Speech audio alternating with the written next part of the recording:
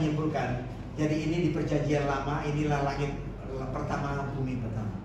Ya, ini langit pertama, bumi pertama. Setelah salib, ini sebetulnya kita sudah masuk dalam langit baru, bumi baru, tapi masih nanti akan. Kenapa? Karena waktu itu, di zaman itu masih berkecamuk pemahaman Taurat dan Injil. Di sini terjadi masa transisi. 40 tahun lamanya. 40 tahun lamanya sejak ini di sini, maka inilah masuk di tahun begitu terjadi kehancuran bait suci Allah ini, inilah disebut zaman baru, langit baru, bumi baru. Ya, sejak tahun 70 kita melompat. Karena di sini dikatakan aku datang, Yesus datang untuk apa? Menghancurkan yang pertama, menghancurkan ini, menghapus ini, hancurkan bait suci Allah. Nggak ada, supaya kita masuk dalam ini, ditegakkanlah ini. Realita Kristus dan mempelai bersatu. Nah, bagi kita sekarang bersatu, tapi anak cucu kita yang belum lahir, yang lahir nanti mereka merasa. Maka itu untuk itu mari kita memberikan kebenaran, mengajarkan kebenaran, supaya anak cucu kita tuh happy. Oh yes, gitu loh dalam hidup itu. Gak ada ketakutan, gak ada begini-begini. Kira-kira begitu ya. And then kesimpulan. Nah ini banyak nanti ayatnya, boleh nanti siapa mau di apa ya, bahannya. Nah ini kesimpulan sebagai ajakan ya. Saya coba merumuskan ya. Ini yang terakhir Bapak Ibu. Mengerti, memahami tentang langit baru dan bumi baru. Jadi saya berharap setelah ini kita mengerti ini ya. Jangan kita udah dulu sekian jam ini nggak ngerti gua nih, waduh. Ya harus ngerti ya. Sebagai apa? Kehidupan dalam perjanjian baru, di mana relasi kita dengan Tuhan intim ya. Secara ginosko disebutkan, ginosko itu intim, sangat intim dalam roh dan kebenaran, di dalam tubuhnya, bukan di dalam satu gedung ya, yang megah buatan tangan manusia, bukan. Tapi mau kumpul di gedung yang besar ini monggo, tapi your relation with God dalam roh dan kebenaran itu the most important in your life. Karena di gereja kita bisa happy, sekarang senyum-senyum, begitu pulang bisa sedih lagi gitu ya. Ya kan? Tapi enggak begitu. Every day, every moment Anda harus happy ya. Every moment happy. Kemudian apa? Menjadi apa? Berita Injil. Ya, yaitu kabar baik. Bukan, kenapa saya ngomong kabar baik? Karena banyak pendeta nakut-nakuti. Kalau Yesus datang malam ini seperti pencuri, apakah Anda sudah siap? Kira-kira Anda senang, gembira, oh yes, apa takut? Takut cek diri, waduh, aku belum sempurna Tuhan. Waduh Tuhan, gimana nih? Berdoa Tuhan, berlutut, Tuhan, beginilah. Saking ketakutan, takut ditinggal dari gereja. Ya kan? Betul nggak? Dari gereja gua takut. Jadi banyak pendeta, sorry to say, mengajarkan ketakutan kepada jemaat, sehingga jemaat tidak bertumbuh dengan sempurna. Maksimal hidupnya itu terkungkung di dalam pengajaran. No, sorry to say, tidak begitu Bapak Ibu sekalian. No, so mari analisa, pikirkan pengajaran yang selama kita ini terima. Saya mau katakan, kenapa saya berani cerita ini? Karena inilah saya sudah lama hidup di dalam pengajaran yang lama, yang membuat saya hidup tidak plong, tidak tuntas, gitu loh. Ada ketakutan.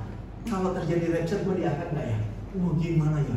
Waduh, dia film itu mengerikan kali. Yang itu yang tinggal, yang udah nggak ada yang angkat. Yang satu diangkat, ada 2 orang di tempat tidur, yang satu di kilangan diangkat. Itu artinya apa? Kita harus kembali konteks, itu artinya apa? Ditangkap sama tentara Romawi zaman itu. Jadi ada 2 di ladang, ada ini, satu ditangkap, satu dibunuh, tinggal. Di bawah ditangkap jadi mata-mata. Bukan ditangkap naik ke atas, bukan. Itulah pengajaran yang saya terima. Oh, satu di kamar, di tempat tidur, yang satu hilang. Dia tangkap. Enggak, itu ditangkap sama tentara Romawi. Dibunuh, tangkap, gitu. Itu maksudnya itu. Jangan salah mengartikan hayalan-hayalan dimasukkan ke dalam ayat firman Tuhan. No. Saya udah lama berkecimpung di situ, capek. Kemudian ya kabar baik ya, bukan kabar nakut-nakuti. Yang membahagiakan, ingat ini. Orang dengar firman, dengar Injil itu bahagia. Bukan jadi takut, bahagia.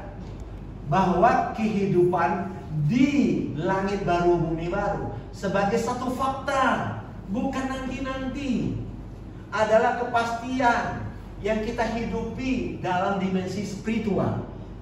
Ya, bersyukurlah, alami, hidupi kemerdekaan, bukan pengharapan yang masih nanti. No. Kemudian apa? Sebagai orang percaya, kita telah menjadi satu roh dengan Kristus. Mari aminkan dan hidupi sebagai manusia spiritual, manusia roh, manusia ilahi yang hidup di dalam Kristus, yaitu Tuhan yang roh. Omnipresent, maha hadir. Jadi jangan batasi Tuhan. Tuhan masih di langit, nggak ada di sini. No. Tuhan maha hadir, ada di mana-mana. Ya teman-teman. Ya. Sadarilah, sebagai manusia ilahi, manusia spiritual, artinya kita telah segambar dan serupa dengan Kristus, yaitu Kristus itu roh, kita telah menjadi manusia roh, manusia yang kudus di dalam Dia. Ya, kalau ada di dalam Kristus pasti kita kudus. Ya, kita kudus. And then apa? Bukan satu hal yang harus kita usahakan, perjuangkan, tapi hidupi now, hidupi now, dan bukan nanti. Jadi gak ada kita usahakan kita bisa kudus, kita usahakan bisa gini. No, gak ada. Ya, Bapak Ibu sekalian. Nah, terakhir. Nah, sebagai tubuhnya, percayalah dalam keseharian bahwa hikmat dari pikiran dan perasaan Kristus, serta kita bisa memberikan karya terbaik karena hikmatnya datang dari Dia di kepala kita. Kenapa? Karena kita menyatu dengan Dia. Ya. Dan mengalir dari Kristus sesuai kerelaannya. Saya bisa cerita ini apa? Karena saya mengalami semua ini. Ada. Nah, ini beritakan ini dan menghidupi serta mereka alami kesempurnaan. Jadi gini, kesempurnaan terjadi kalau kita ada di dalam Kristus. Kalau kita di luar Kristus tidak sempurna. Ingat nggak Bahtera Nuh? Ini Bahtera Nuh. Bapak Ibu Bahtera. Ya Bahtera. Siapa yang selamat? Yang ada di dalam Bahtera, jiwanya selamat, betul kan? Bahtera adalah gambaran. Penggenapannya adalah Kristus. Jadi kalau kita tidak ada di dalam Kristus, kita pun binasa jiwa kita. Artinya hidup kita nggak tentram. Waktu kita ada di dalam Kristus, jiwa kita tentram. Siapa di luar Kristus? Masih, coba tolong dibacakan. Wahyu 22 ayat 15 kalau nggak salah. Coba, satu aja nih terakhir. Coba dibacakan. Di luar Kristus itu terjadi seperti ini. Kalau silakan ayat 15. Betul ya, betul ya? Wahyu 22 ayat 15 ini. Coba bacakan. Wahyu 22 ayat 15 berbunyi demikian. Tetapi anjing-anjing dan tukang-tukang sihir, orang-orang Sunda, orang-orang pembunuh, penyembah berhala, dan setiap orang yang mencintai dusta dan tidak melakukannya tinggal di luar. Nah, tinggal di luar. Itu di luar Kristus ya seperti itu, Bapak Ibu Saudaraku. Tapi waktu kita ada di dalam Kristus, berubah. Percaya nggak? Nanti gini ya, kalau Bapak udah mengalami itu, Bapak Ibu ya, nanti waktu Bapak Ibu baca firman, itu nyambung. Itu apa ya? Dapat benang merahnya, dapat tuh. Iya ya. Ini dulu gua nggak ngerti pas sekarang gini ya, gitu loh. Kenapa saya bisa cerita ini? Ini pengalaman pribadi. Bukan karena saya diajar, no. Bukan karena saya diajar, karena saya sekolah, enggak. But my own experience. Waktu saya buka hati, baca, dia nangkep.